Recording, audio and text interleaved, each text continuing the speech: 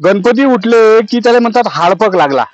हाडपक म्हणजे आपल्या जुन्या लोक शब्दात सांगायचं पितृपक्ष लागते बाबा. जे आपले पूर्वज आहेत त्याचं नामस्मरणासाठी आपल्या सनातनी संस्कृतीच्या पंचांगात 15 दिवस स्पेशल दिल्यात. आता पितृ जो पंधरवाडा असते या दरम्यान लोक काही म्हणजे बाबा काही घर घेणं नवीन वस्तू घेणं असे कामं करत नाहीत. पण या पितृपक्षाचा योग आणि सोबत धामणगाव गोळीची जोशी नर्सरी नाही काय रमेश भाऊ काय स्मार्ट माणूस आहे जेव्हा आज त्याचा 60वा वाढदिवस त्यानिमित्त या ठिकाणी खास असा वृक्षरोपणाचा कार्यक्रम ठेवला. तुम्ही म्हणसाल बाबा वृक्षरोपणाची बातमी असते काय वृक्ष अरे बाबा लोक फक्त फोटो काढायसाठी म्हणजे गड्डा खणणार दुसरा असते आणि फोटो काढणार तिसरे लोक उभं राहून समाजसेवा दाखवतात. पण जोशी सरच्या वाढदिवसाचा एक कॉन्सेप्ट असा आहे की स्वतः त्या माणसाला मैदानात शेवटी लाकडातच जा लागते म्हणून ते लाकडाची आतापासून टोटल व्यवस्था ज्याला म्हणतो वृक्ष लागवड करून या ठिकाणी हे जे पोरं आहेत काही शालेय विद्यार्थी आहेत.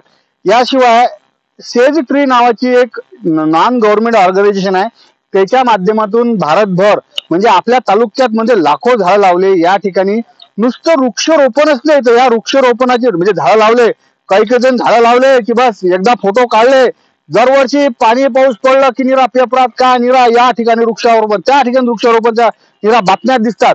पण दुसऱ्या वर्षी ते जर पार गेलो अरे झाडच नसतात ना फक्त उभ्याच्या काळ्याच असतात अगरबत्तीच्या काळ्या. पण या ठिकाणी जे आमचे रमेश जोशी सर आहेत हे स्वतः नर्सरी प्रेमी जोशी जर म्हटले तर आपल्याला माहित आहे ऑलराव ऐकलं की समजते काय आहे. पण या माणसानं ते न करता या ठिकाणी निसर्गाचं संगोपनाचा एक जो आहे ना वसा ठेवला. आणि याशिवाय धामणगाव गलीचे जे असे ऍक्टिव्ह कार्यकर्ते आहेत त्याचे एक जाणीव फाउंडेशन आहे. जाणीव फाउंडेशनच्या माध्यमातून या ठिकाणी हे दरवर्षी म्हणजे मी आज योगायोगानं आलो पण दरवेळेस आपले काहीतरी मोठे सण राहतात मोठे कार्यक्रम राहतात त्या टाइमले यायचा हा तिथंबा चालते म्हटलं वृक्षरोपणाचा. पण आता कसं आहे मला 4-5 हे जसं पिपळांचं झाड आहे काही समजा आता हे मला बहुतेक असं वाटते आपल्या जांभूळ झाड असेल हे आपल्या सीताफळाचं असेल किंवा रामफळाचं असेल. पण या ठिकाणी जे जे झाडं काही नवीन दिसणारे आता हे जे मला कदंब झाड हे कदंबाचं झाड बहुतेक आहे तर या ठिकाणी लय असे वेगवेगळे झाड आहेत. ते मोठ्या पानात जे दिसते ना ते कदंबा झाड या ठिकाणी कोणते कोणते झाड आहे हा कॉन्सेप्टच मला पटल्याच्या ना नेमका या उपक्रमाचा काय उद्देश आहे ते आपण या ठिकाणी जे कार्यकर्ते जमेल की याच्या माध्यमातून जाणून घेऊ. तर या कार्यक्रमात जोशी सरचे मित्र असणारे राठी सर आहेत. राठी सर असा वाटला वाढदिवस नाही आमचा वाढदिवस आहे मग रात्रीच्या वेळेस काय कार्यक्रम चालते म्हटलं 12-1 वाजे लोक मस्त वाढदिवस केला बा तुम्ही आणि वाढदिवस असाच पाहिजे. काय नेमकी संकल्पना सांगा जरा सर. जोशी दादांचा आज वाढदिवस होता. रविवार म्हणजे झाड लावण्याचा दिवस हा जाणीव फाउंडेशनचा एक उपक्रम आहे. त्यानुसार दर रविवारी आम्ही झाडे लावतोच त्याचे संगोपन करतो.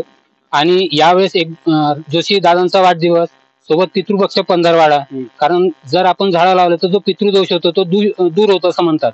त्यामुळे मग लोकांना ते पण सर्वात महत्वाचं आहे की कुठल्याही कारणाने झाडं लागणे आणि फक्त झाडं लावणे एवढा उद्देश नाही तर जी झाडं लावली ती जगली पाहिजे ती टिकली पाहिजे. मागील 5 वर्षापासून जाणीव फाउंडेशन ते काम करते आणि तुम्ही जर बघितलं तर आजूबाजूचा परिसर खूप हिरवळ झालाय.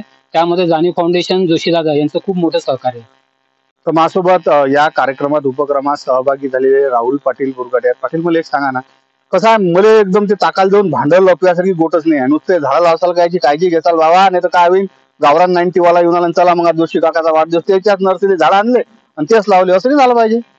आम्ही जाणीव फाउंडेशन तर्फे दरवर्षी वृक्षारोपणाचा कार्यक्रम घेत असतो आणि आतापर्यंत 1000पेक्षा जास्त झाडांचं वृक्षारोपण आम्ही केलेलं आहे. आणि तुम्हाला सांगावं वाटेल की त्यापैकी 90% झाडं हे चांगल्या प्रकारे जगले आहे आणि आता सध्या 2 वर्ष काही झाडे 1 वर्षाच्या सुस्थितीत आहेत.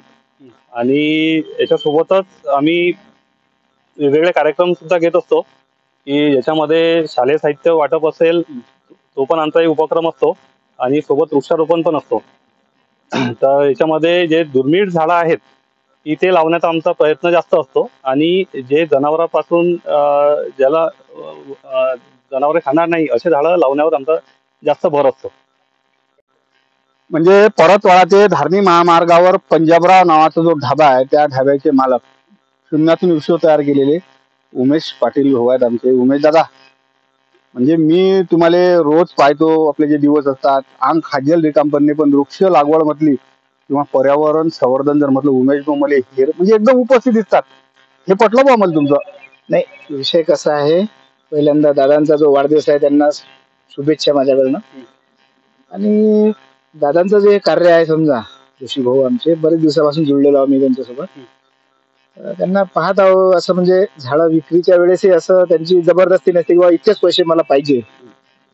तर हा एक निसर्गाचा त्यांनी जो जोपासलेला उपक्रम आहे.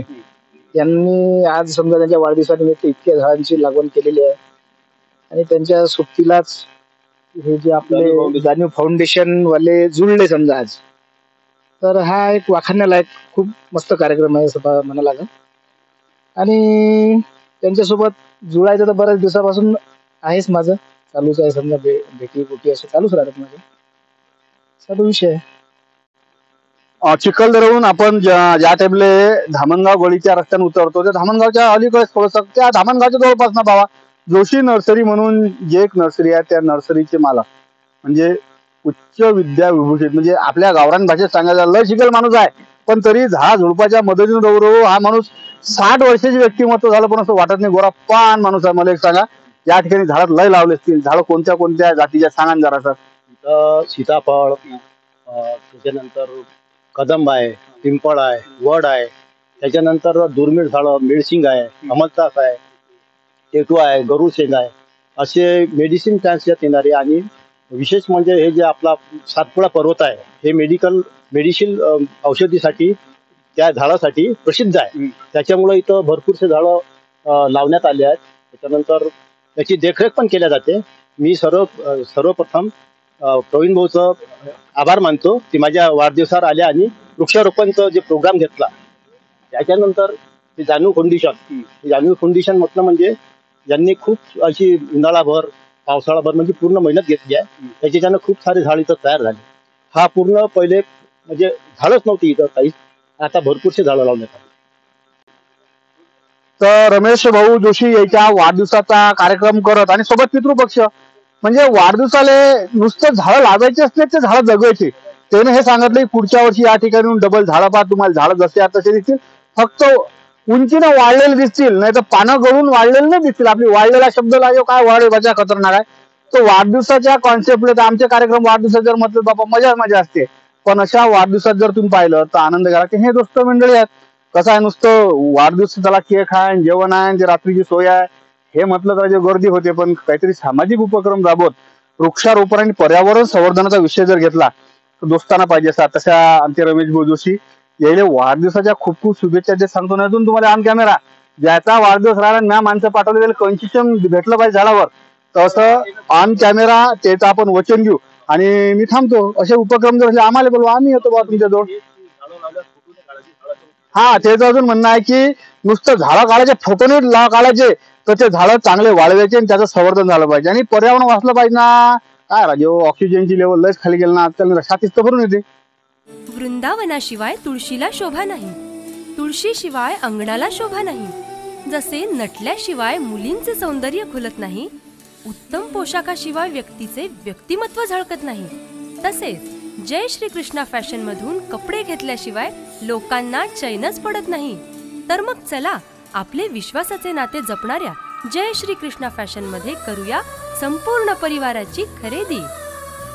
जय श्री कृष्णा फॅशन, सदर बाजार,